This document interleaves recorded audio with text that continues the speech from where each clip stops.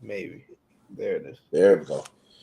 Yo, what's good, everybody? Welcome back to another episode of 352 Blitz. As you guys can see by the title, it's a Gator episode. And you guys see a new face here. My boy Clifford Taylor's here today to join us. Obviously, you see we got Ed, we got Jay Butt. Clifford, go ahead and introduce yourself real quick. Yo, what's up? I'm Clifford. Used to play ball at Florida, years ago. But now I'm an old head. I'm just, full-time content creator. Been all over the place, LA, Jersey, but now I'm back in Florida. So, yeah, I'm just doing my thing in Orlando. Yes, sir. Good to hear. Good to hear. And man, before we get into the episode, guys, go ahead and like, comment, subscribe, do all that good stuff for us. Keep showing us love. Keep doing that for us. And let's get into it, man. Let's get into it. Obviously, we got a lot to talk about. Last week, Florida lost to Arkansas in overtime at home with the black uniforms. I don't know what to say. Let's go with Jay Butt first. What were your initial thoughts on that game? I kind of had a feeling going into the game that we were kind of on upset alert just because Arkansas had just fired their coordinator. They hadn't won a game in the SEC. And I think highly of KJ Jefferson as a quarterback. So I kind of had a thought that we were on upset alert, but just kind of how it went back and forth and then into overtime, it just sucked to watch the ending. Yeah, man. Ed, I liked how we came back after being down 14-0, though. Yeah. Sure that we can get punched in the face and get back up. Nah, for sure. I mean, there's definitely some bright spots we could talk about from the game. I'll say my thoughts for a little bit later. But Ed, what were your initial thoughts on that game? Well, the first 4 minutes of the game, we were down 14-0. So I was like, what the hell am I watching? Right? They drove the ball down the field with ease, and then next thing I know is Pearsall is getting stripped for a TD. I'm like, what the hell's going on here? I was pissed already. The whole game I was pissed. So, and then the whole day, Saturday, I was pissed. Ruined my whole Saturday. My initial thoughts is just we shouldn't have lost that game. That's a game that should have been very winnable for us. But there's a lot of bright spots on the team that I can at least have some type of hope for the coming up years. But you can't lose that game to when the team has a new OC and they haven't won a game in like 2 months. It's just rough. Yeah, I agree. Hey, so Cliff, you're pretty, connected to the team and everything. What do you think about that game? Like, what do you think went wrong? Well, for starters, I didn't realize till after the game that we had about like 3 defensive players out. So I was like, okay, that makes me feel a little better. But I'm still kind of, pissed about it. But yeah, now it seems like there's been sort of like a pattern the last few games. It's like the first, I would say, 14 to 15 plays explosive, and then from that point forward, it's just dry. I really first started seeing it during the Tennessee game. Like the first half, we were pretty dominant on offense. Then that second half, we couldn't. It seemed like we couldn't get past midfield. So like it was something that I like mad early in the season. But yeah, to Eddie's point, we had no business losing that game. Still, I think we should have won that game.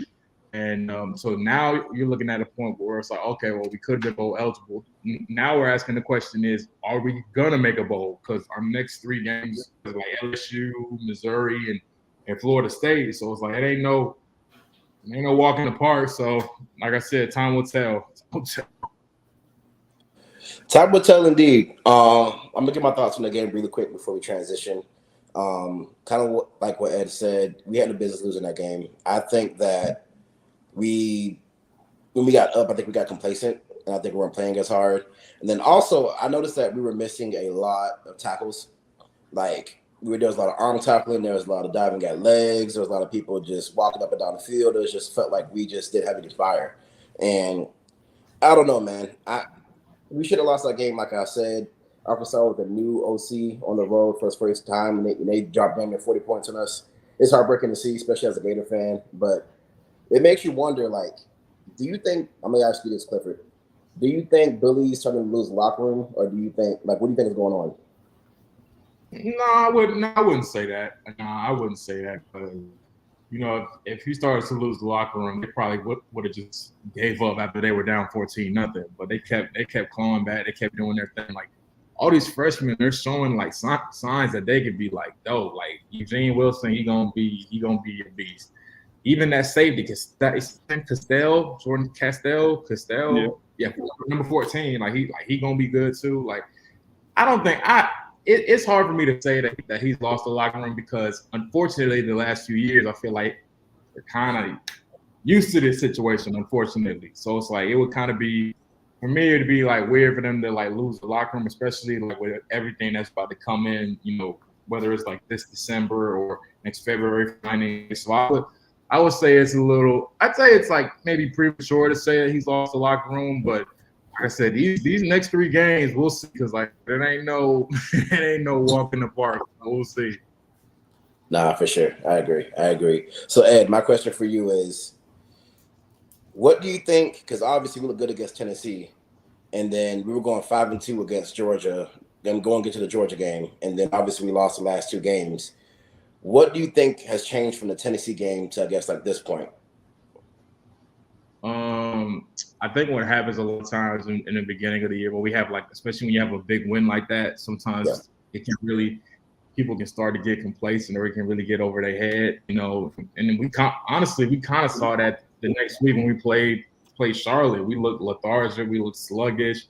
I mean, we won, but like it feel like it was an ugly win. And a lot of field goals that game. Yeah, the thing is, we shouldn't be having ugly wins against like Charlotte. Like, let's just keep it a bean. And then the very next week, we get absolutely humbled by Kentucky. That dude ran for like almost 300 yards or something like that. Almost. Yeah. Like then they kind of got brought back to earth a little bit. And then Vanderbilt, we handled, but it wasn't really all that in the beginning. I mean, you saw it. I mean, dude threw a straight goal ball, and then what's number 3's name? Oh yeah, Marshall. He kind of you could see he was kind of like just slowly like jogging behind it, and I was like, man, that's not gonna look good. I was going nuts. To be fair on that play, I'm not defending Marshall at all because Marshall been cooked the whole 8 games that we played, right? But to be fair, the wide receiver grabbed his face mask. Yeah, he did. But he gave up. He just gave up on the play though. After that, that's fine. But the referee he was right in front of the referee. They should have called that a flag. But you don't look at the ref and grab your face mask while the dude's still running and goes and scores an 80-yard touchdown. You're right. I'm not defending him giving up, but a face mask is a face mask, bro. And the ref is blind. I feel you. But I'm not defending Marshall. I think he should be benched, to be honest. It should be Moore and one of the other freshmen playing because Kimber's not it. We saw it last game. And the other dude's not it either. Huh?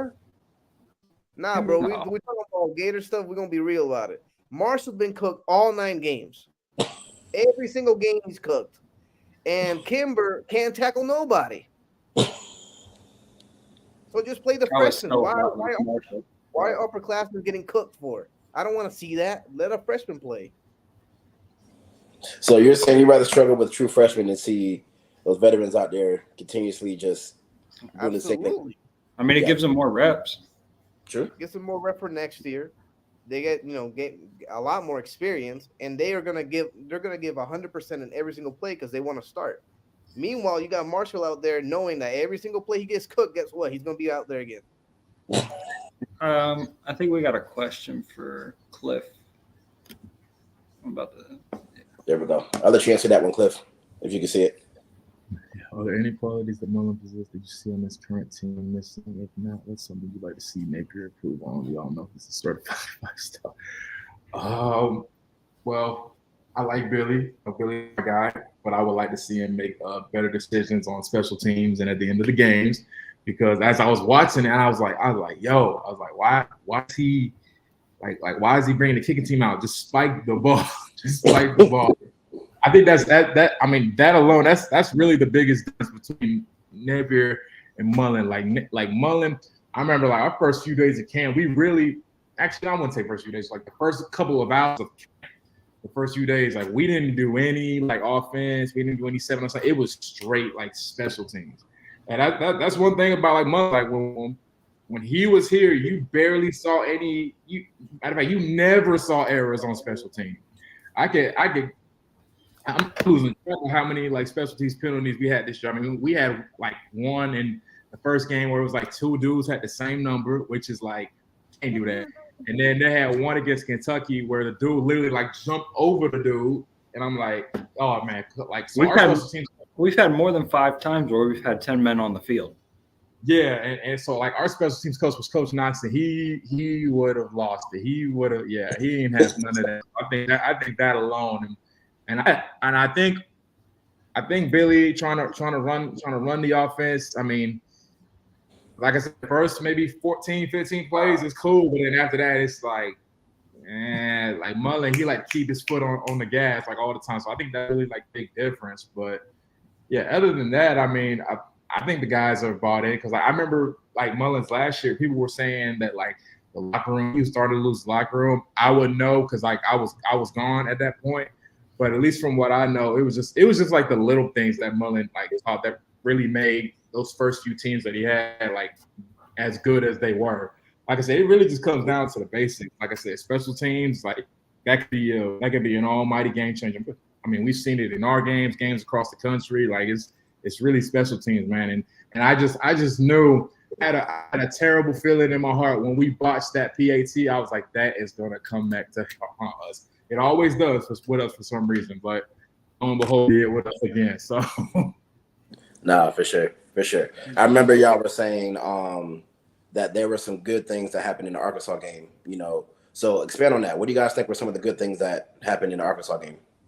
Well, Greg, I'm gonna go back to the previous question before. Go ahead. Omar says, you said what was the difference between the Tennessee game and the other games? I feel like Tennessee trenches wise, they're just as good as ours, or maybe right below, right? Mm-hmm. So we were able to manhandle them in a night game. But then you go over and you go play Kentucky the following game, and Kentucky is not playing around with that big blue line, and their defensive line is it's nice, right? It's not, you know, they bought into the coaching there and everything. I'm not gonna say they're elite, but they ran us over. Our offensive line recruiting has not been good for the past however many years. So we noticed there. Then you played obviously we played Kentucky. I mean we played Georgia. That's we saw it, man. The game got ugly really quick. We couldn't block anybody on offense, and then we couldn't get any pressure on the quarterback. So I think the trenches is the main thing that we saw the difference between in the game Tennessee game and then the Kentucky Georgia game. Because other than that, I mean, we're up par with everyone else. I think offensive, wide receivers, running back, and everything like that. But if you can't block, there's no offense. That's just basic offense, man. Yeah, that is one thing I would like to see, more pressure on the quarterback. Yeah, that is something I mean, it was like when we had that one sack in the Tennessee game. Oh, dang, when's the last time we had one of those? But yeah, I would like to see more pressure on the quarterback. Nah, for sure. So let's talk about moving forward, at least with this season, right? Because like Cliff said, we're going to LSU in a few days. Then the week after that, we're going to go to Missouri. Then after that, we finish the season up with Florida State. So honestly, guys, what if we could get anything good out of this season? What do you think we need to see from the last 3 games to give you guys some hope, or if you guys be like, okay, Billy's still going to be our guy going forward? What would you guys want to see? 1 and 2. I just need 1 and 2. Yeah. I second that, honestly. As I said, LSU, Malik Neighbor. After Mizzou played Georgia the way they did last week, that really kind of woke me up to Mizzou. Yeah. It is Georgia now that they played, Now, kind of expanding on the last. Go ahead, Ed. I say 1 and 2 as well, and then just letting more freshmen play. We see how good they're doing, right? We see Eugene Wilson doing good. We see Trey Wilson. Let me not call him by his government name, but Trey Wilson, Castell's doing good. Devin Moore, when he's been fully healthy, he's been great at cornerback. Both of the DNs, Cersei and Collins, I think, is the other guy. Yeah. They've been putting, whenever they're in the game, they're the ones that put pressure on the quarterbacks. I don't know how the freshmen are able to do that and not the upper class, but I just want to see more freshmen play and go 1 and 2. Give effort and then just show the recruits out there that, hey, you come here, you have a chance to play as a freshman. Yeah, I like it. If it's going to be the one, I want that one to be against Florida State. I hate Florida State. That's what I was going to ask. I was going to, what is the mentality, since you've kind of been in the locker room and everything, going into that game, and how different is that than every other game? Like, how does that week of practice and everything lead up to it? So, unfortunately for me, I only prepped for them one time because my senior year, COVID, we didn't play them. Yeah. So I caught the unfortunate end of the stick there, but that's one thing. Like I vividly remember, like in 2019. I mean, like Spurrier came in there and talked to us for like a good hour about the importance of this rivalry and why if anything we do, we better be Florida State. Like for me, like FSU was I hate them more than Georgia, FSU, like Tennessee, all of them. Like my best friend on the planet is a Nole, so like that gets under my skin too. And then another one of my homeboys, like he ain't go there, but like he's a big Nole fan. So like them two, it's always 2-on-1. So it's like, yeah, if anything, bro, like just be Florida State, bro. And I already know Brandon Spice will get in their ear too, like he did against Tennessee, because that's just what he do. But yeah, no, I remember like we were practicing and they were blasting that war chant or whatever it's called. Like literally they was blasting it on the speakers, like damn near every period. Like that's one thing I vividly remember about Mullen. Like he made sure that we knew like this ain't no regular game. This is like in our eyes the game. So yeah, the hell with Florida State. Facts. I like that. Hell yeah, I like that. So I was gonna say there's been some smoke about UF hiring an OC probably for next year, right? So yeah. How important do you think? Not important. Let me rephrase the question. Sorry. Who do you guys want to see at OC? Because I know there's a couple of names, right? You got the guy from Coastal Carolina. You got Wake Forest as OC. You guys have some names in mind that you guys would want to see there? I heard Brady, Joe Brady is looking to go back into college. I just saw something about that today. LSU's coordinator the year they won. I saw something that he was like trying to go back to college. So, I'm not saying it'll happen, but I'm like, hey. Yeah. Ed, you wanted to say something? No. I mean, I saw that too today. I'm like, man, if we can get him, that would be ideal. Right. But I know the Western Carolina guy. He looked like he grew up a Gator fan. I believe he had like the number one offense, FCS and D1. He had the number one offense rushing wise and passing wise, so that's a great sign. And the guy from USF is also another name that I've seen a lot on Gator Twitter that they're high on. So yeah, look, man, as long as we get somebody that I don't know, just it's competent a little bit on the offensive side, I'll be okay. Right. So continuing to talk about the future, let's say a year from now, where I don't know, at 2 losses.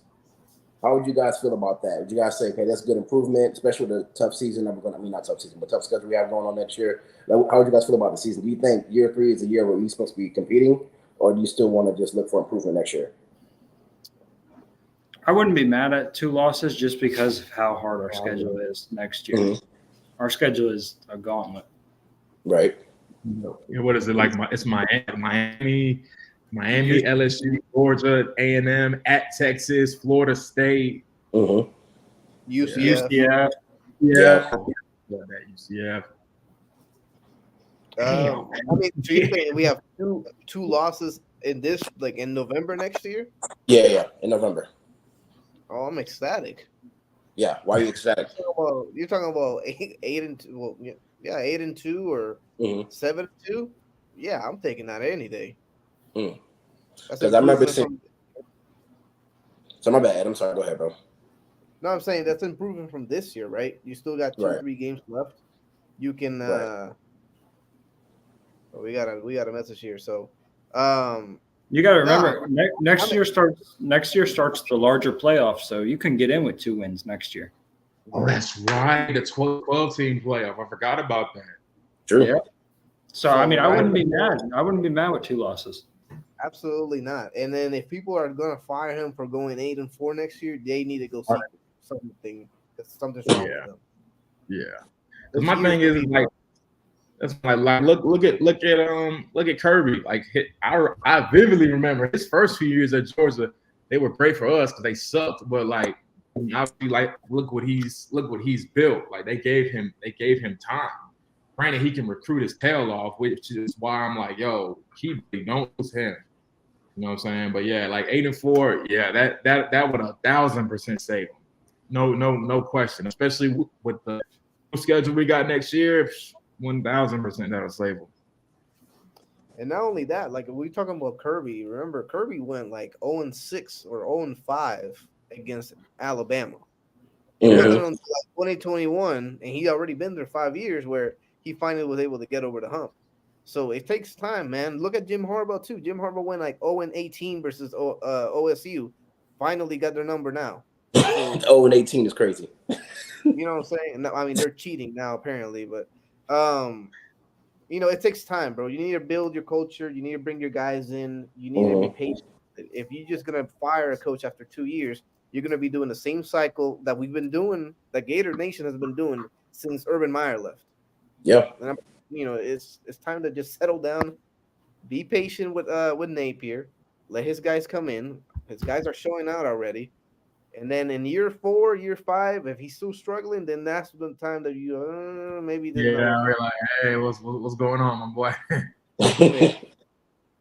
Yeah, I was going to ask you guys, like, what year would you guys start to panic if Billy, isn't really improving like that? Because I thought this year we weren't going to be that good. Like, I thought we were going to go 7-5, 8-4 at best. I think that was our ceiling in my head. And then it's like year 3, I want some improvement. Like, if we have 3 losses or 4 losses, I'm cool. But which year do you guys say, okay, we should start competing now? Would it be year 5, year 6? You say 4. Why do you say year 4? Because that gives him. Go ahead. I was gonna say it gives him like a full 3 years, 4 year. Well, actually, that'd be three classes of his own recruiting. His recruits will be upperclassmen at that point. I just feel like at that point, that's fully his team. Yeah. What were you gonna say, Cliff? I was gonna say, yeah, like once he's got these guys in the system for at least a year, like I'm so hyped for this Lagway kid, but I'm not trying to gas it up too much until he's done in orange and blue. But all I'm seeing from what he's doing in Texas is crazy work. So yeah, like once he gets like a year in that system, especially that D lineman McCray from Daytona. Yeah. Year 4, he gonna have to turn. He has no choice but to turn, because like with Texas and Oklahoma joining, it's like, yo, and plus they're ending the whole division thing. So I'm like, yeah, man, I'm gonna need him to lock in. It's crazy now that you brought up Lagway. So I've been to 4 games this year, and he's been to I think 3. And every time I see this man, he's getting the Tebow treatment already. I mean, there's lines of people trying to like just say hello to him, sign this, sign that. It's insane. Yeah, I think everybody. This is probably the most excited Gator Nation's been about a quarterback recruit in a long time. 10 years now, 15 since Tebow. Yeah, so 07. Mm-hmm. He's killing it. I got like 60 touchdowns or something like that, bro. Yeah. Every time I tune in on a Friday night, this man has 6 touchdowns passed. I'm like, what the heck is going on? First half. In the first half. Yeah, in the first half, I'm like, dang, dude. And the haters are like, oh, he doesn't play like the hardest division and all that. But then I see commits going to Georgia, he plays in Texas, Ole Miss and Texas. I'm like, I don't want to hear it. If your players can't stop him, that's on that. I don't want to hear it on anything on my podcast. Yeah, I was gonna say I live in Texas, as you guys know, and I'm like, bro, like I've seen the high schools around here, like it's different out here. Like obviously Florida and Texas, it's two different styles, but like both of them are obviously top notch. But there is no easy competition at that level of high school football in Texas, dog, at all. So I'm excited for them. So you guys said year 4. What would you guys want to see in year 4? Would you guys want to see us in Atlanta? Would you guys want to see us in the playoffs? Like, what do you mean? Like, what would you define as a successful year 4? That's the thing. You don't even got to make the SEC championship to make it to the playoff, I don't think, because the SEC is about to be loaded. So I'm going to go ahead and say playoff. Playoffs year 4? Yeah. Year 4, SEC championship and beat Georgia. That's the main thing. I want the next. I don't see them beating them next year. Maybe possibly, right? But year 4 gotta beat Georgia. There's no excuse. You have to beat Georgia, bro. I'm tired of losing to them. I'm tired of it, man. I hate it. Yeah. You know what I'm saying? I see all our rivals. Way we lose too. Huh? Yeah, it's the way we be losing to them too, like getting killed. We give them the ball. We give them the ball 3 times within our own 30-yard line. Of course, they're gonna score a touchdown. We're not making it difficult for them. We're handing the game to them. Right. No, for sure. Hey, what do you think, Jay? But what would you define as a successful year 4? I definitely think because I didn't think about it like that until Cliff said something about you don't really have to even make the SEC championship. So I'd be happy with just making the playoffs. I like that. That. Yeah, is it 8 or 12? I think it's 12. Oh my God! Yeah. No, for sure. But my thing is like at that point, is the SEC championship like? What's the point of playing it? Because you're both already going to be in it at that point. You're basically auto. But you always want the higher seed, though. You know what I'm saying? No, I got 1 and 2 get buys, right? I think it's 1 and 2 get buys. 1 and 2 get buys. So I mean, the higher if you can get 1 and 2. Yeah, and if you win the SEC championship, you're definitely 1 or 2. It's Ryan said 1 and 4 seed, get 1 to 4 seed, and skip the first round. Dang. Yeah, that's crazy. No, that's crazy. 5-8. Okay. Home field advantage. Wow, bro. A playoff game in Gainesville. Yo, that's tough. A playoff game in Gainesville, bro. That would be that'd be insane. Yeah, nah. I gotta go. I would drive to Gainesville. I would drive 17 hours if I could find a good. We would tear down that thing. That's tough, man. Got you. Let's talk about recruiting a little bit before we get on out of here. So, where do you guys see us finishing this year? Do you guys see us finishing top 3, top 5? Ed, you got 5. Cliff, what you think about recruiting? Top five. Okay. 5. Okay. I mean, there's 2 wide receivers that we could possibly flip, man. I don't see it. I don't really see it. Mm-hmm. But I mean, we're not gonna get Smith. No, but I mean, but just think about it. Even though we lost last game, the way that we lost it, this man Billy still was able to get official visits from 2 5-star wide receivers. I don't know how he does it. The man is a certified 5-star recruiter.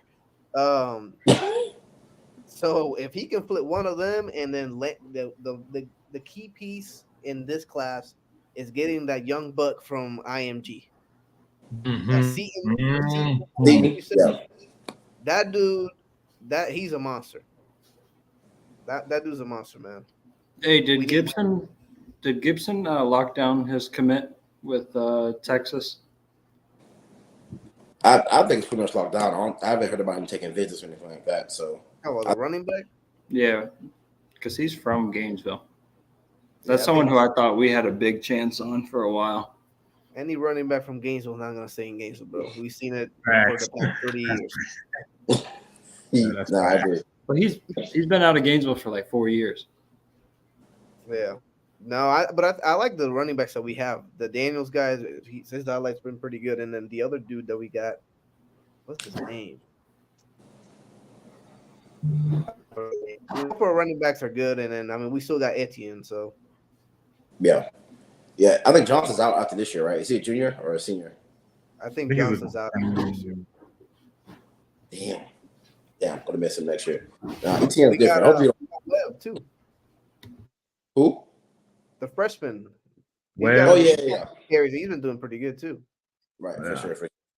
So I think this year, I think we all can agree, as long as we get just one of those last 3 games, I think we all will be satisfied with this year. Because if we miss a bowl after making a bowl last year, people want to poke Billy's head all off season and stuff like that. It's going to get ugly in Gainesville. I still don't think Billy's on the hot seat, in my opinion. I don't know about y'all. He's not in the hot seat. I think that he'll be in the hot seat starting January if there's no OC hired and if the special teams coach not fired to hell. Then he'll be in the hot seat. I don't really see Scott Strickland firing anyone, so Yeah. it's kind of hard to get on a hot streak or a hot seat with him as the AD. Yeah. That's very But I think true. not. But we have to go 1-2, and whoever we played in the bowl game, we got to beat.